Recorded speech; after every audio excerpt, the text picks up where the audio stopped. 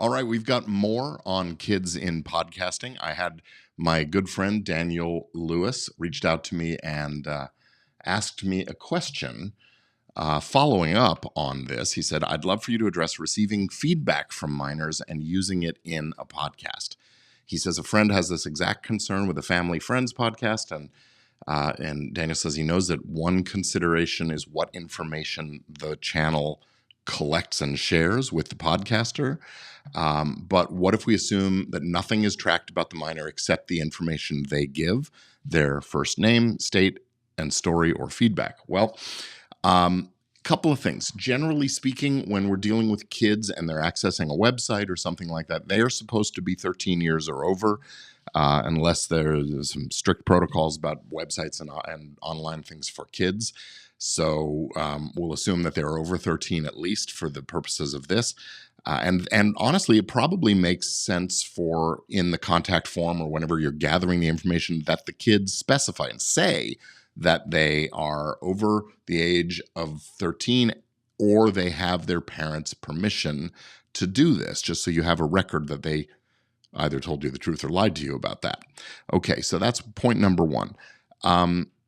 I would say that when you're using information from kids, it's probably best to try to anonymize and sanitize as much as possible. So rather than stating their whole name, let's say they gave their first name and it's not a very distinctive first name like Johnny is a pretty non-distinctive, but if it's, LaShiqualesha or something like that, it's still going to be identifiable as who we're talking about. So be thoughtful and careful about that. Maybe it's just Jay from Albuquerque or whatever you do. So you can do that. But the thing about it is, remember that the sound of the voice is data. The name of the person is data about that's personally identifiable information. The story that they tell may or may not be, but it probably would be considered personally identifiable information and data about the person. So we do have to comply with the privacy rules. That means that when they leave the information, they need to affirmatively consent somehow that they understand how it's going to be used and so on. If you're in the GDPR community or in England, you need to definitely follow those rules, which are more stringent than we have here in the US. If you're using the recording of the person, if they're giving you audio or video feedback, it probably makes sense to modulate the voice so we don't know who we're talking to, and probably better not to show video or else, pixelate or blur it or something, just so there's no issues around that, even when they say they've got the permission and consent. And I know this takes us out of the level of quality and kind of journalism and things we want to be doing sometimes, but this is most conservative, better safe than sorry kind of an approach. But it actually may be better for you if they don't tell you how old they are. Just saying they're over the age of 13 is good.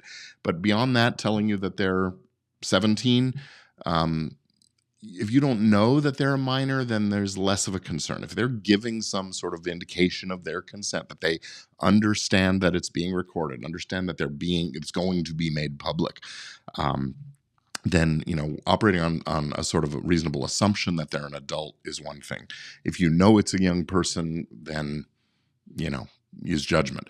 And ultimately, I think what you have to do is sort of be okay with the possibility that they or a parent or someone comes at you later on and asks you to take it down and or re-edit the content to anonymize it or to paraphrase rather than use the actual sound of their voice or something like that. But it is a valid concern that when you're gathering any kind of data or information from and about minors, the laws that protect minors are pretty, privacy are pretty stringent. And so it's important to know what your jurisdiction says and does. Here in the States, California's online protection for children is probably the strongest. There have been some federal attempts to make it tougher, but those have so far not been very successful. The Communications Decency Act is all but Section 230 have been pretty much ruled unconstitutional. There are other pieces that are still in effect, but the point being, it's very hard for the government to restrict speech in any way, and so speech and privacy are always going to bounce off of each other and have some conflict. So that's it for this. It was just a quick follow-up to respond to Daniel's question. I hope that's helpful, and I'll look forward to seeing you again really, really soon on the next issue of Legit Podcast Pro.